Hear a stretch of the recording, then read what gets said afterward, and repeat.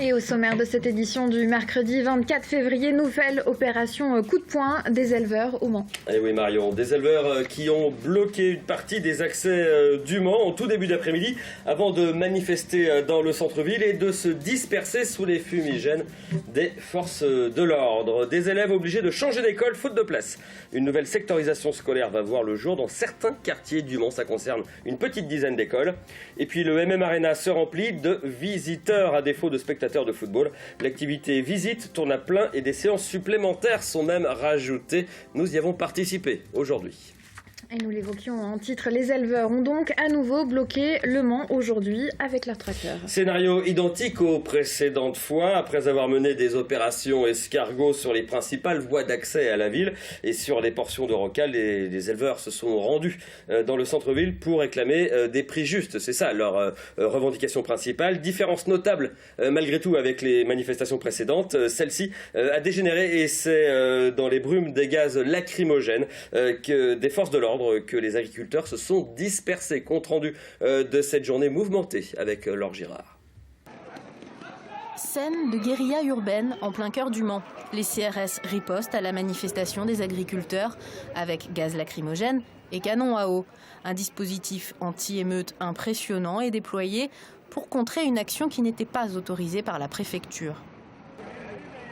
Hier, Michel Dauton, mon homologue FDSEA et moi-même avons reçu des menaces de la préfecture allant jusqu'à 7 000 € d'amende et 6 mois d'emprisonnement si on réalisait la mobilisation d'aujourd'hui. Également des convocations au niveau du commissariat de police aussi. Donc il y a vraiment énormément de pression depuis dimanche soir, depuis l'action qui a été faite chez le ministre.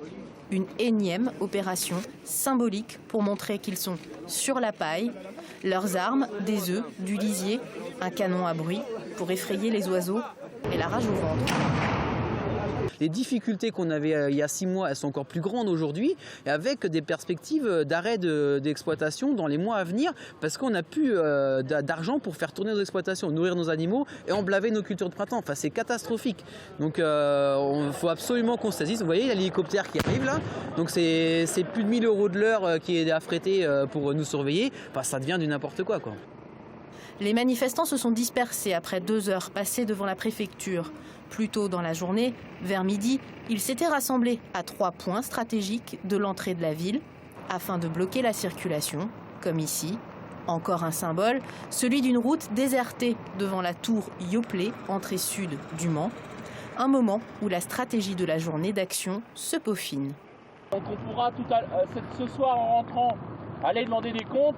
Et puis il y a aussi toutes les hard discounts. Qu'est-ce qu'il faut peut-être rappeler à ces gens-là, comme on l'a fait cet été, qu'il faut qu'ils avancent sur le manger français.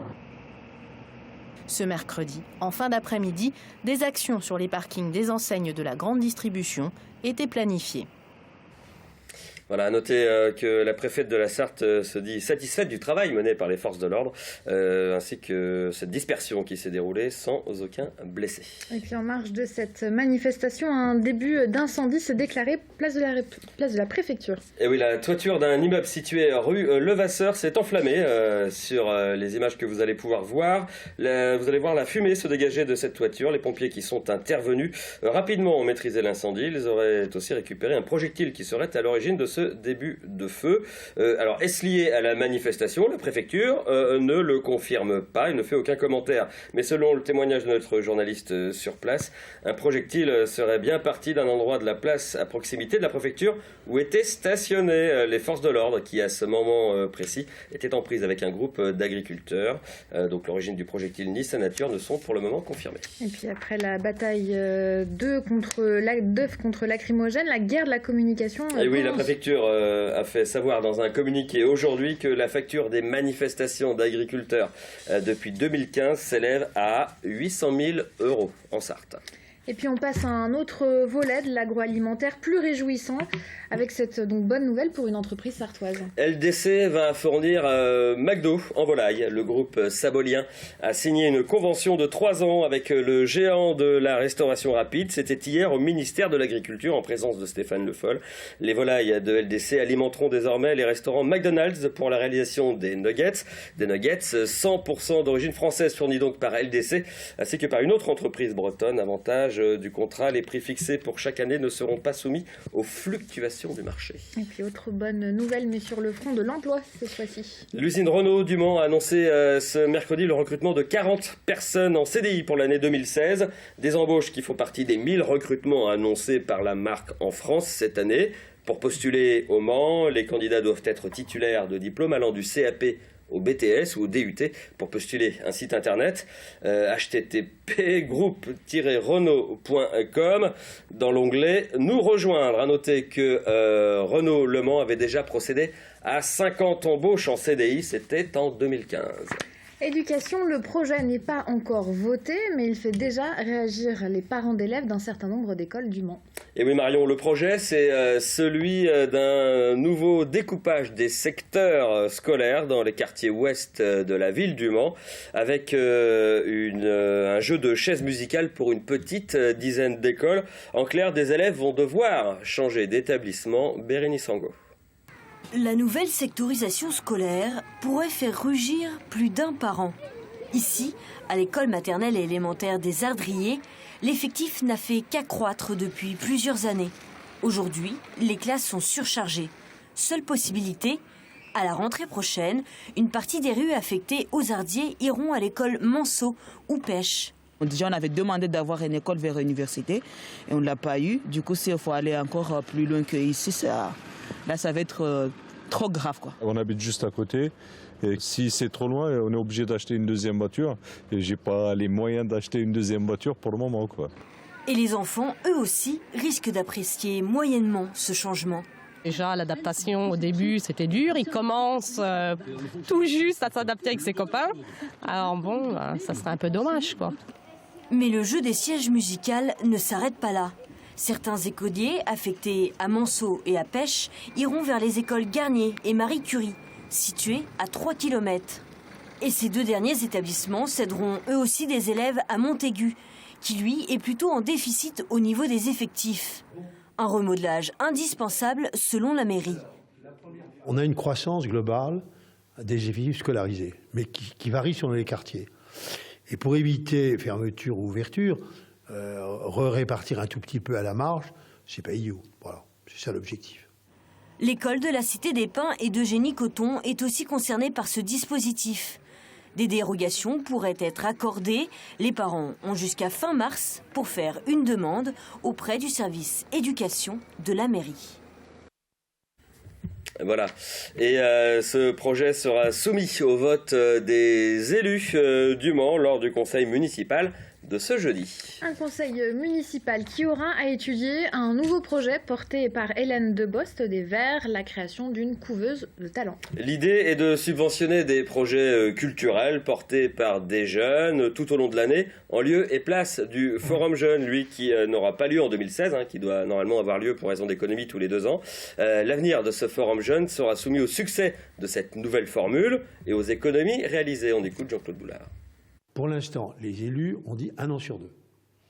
1 an, on fait de l'accompagnement de projet pour une somme moins forte que le coût du forum, et l'année après, on fait le forum. On va regarder en 2016, que c'est l'année de la couveuse de projets, comment on suscite des projets venant des jeunes dans tous les domaines. Puis on regardera ce qui a été fait, et les élus auront à soit confirmer la formule 1 année sur 2, ou dire, bon, c'est tellement intéressant d'utiliser cet argent pour être présent toute l'année, et non pas sur 2 jours, on verra ce qu'ils diront. On prend à présent la direction du sud du Mans, dans un lieu souvent vide, et c'est là tout son drame. Je veux parler du MM Arena. Eh oui, sans club résident, le stade ne se remplit qu'en de rares occasions. Le Mans Stadium, qui gère le stade, cherche alors tous les moyens d'attirer du monde, notamment en créant des animations. Et l'une d'entre elles remporte un certain succès. Il s'agit des visites côté coulisses. Elles existent depuis 1 an et demi et connaissent un grand succès, paradoxe d'un stade qui n'incarne pourtant pas une légende sportive. De nouvelles nouvelles séances sont d'ailleurs régulièrement rajoutées au programme. C'était le cas aujourd'hui, suivi notamment par Florent Clavel. Chaque visite du MM Arena commence par un déminage, histoire sans doute d'éviter les tacles à retardement. Non, vous ne payez pas 3 millions d'euros par an en impôts pour un stade vide, dit en substance Fabien Baron, le chargé de promotion. On accueille entre 50 et 60 événements d'entreprise, réunions, congrès, salons, tous les ans au stade. Un peu de rêve aussi. Si le Mans FC remonte en CFA l'année prochaine, il viendra jouer toutes les 2 semaines au stade. Ensuite peut commencer la visite. Ce mercredi après-midi, 22 personnes, soit l'équivalent de 2 équipes de foot, ont fait le déplacement. Parmi eux, étonnamment, très peu de fanas de ballon, mais de simples curieux venus s'en mettre plein les mirettes. C'est les couleurs, c'est la grandeur, la grandiose, ça c'est magnifique. Mon frère m'a dit il faut que tu viennes. Donc je suis venu avec lui. Et visiter un stade vide, voilà. C'est pas un problème pour vous? Pas du tout, pas du tout. Ça permet d'imaginer tout ce que ça peut être, tout ce que c'est et tout ce qui est possible de faire. Au programme, le stade de fond en comble, ni plus ni moins. Réceptif, loge VIP, salle de presse et vestiaire. Avec en toile de fond cette question, comment faire vivre un stade qui n'a ni l'aura ni le passé d'un Camp Nou barcelonais ou d'un Santiago Bernabéu madrilène? Comment vous trouvez? Luxueux?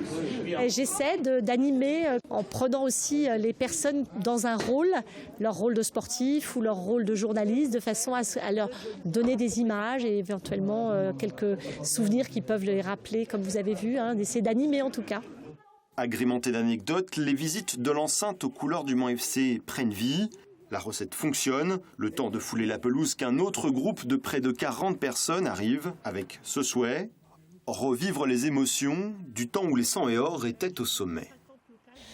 Et à noter que le maire du Mans, Jean-Claude Boulard, a reçu l'audit concernant le MM Arena, un audit qu'il avait commandé il y a quelques semaines. Il sera étudié par le comité de suivi courant mars, avant d'être présenté aux élus et au public, donc lors du conseil municipal du 31 mars prochain. Merci Mickaël, c'est la fin de ce journal. Dans un instant, la météo et une page de pub. Restez avec nous, on se retrouve juste après pour l'actu vue par les médias.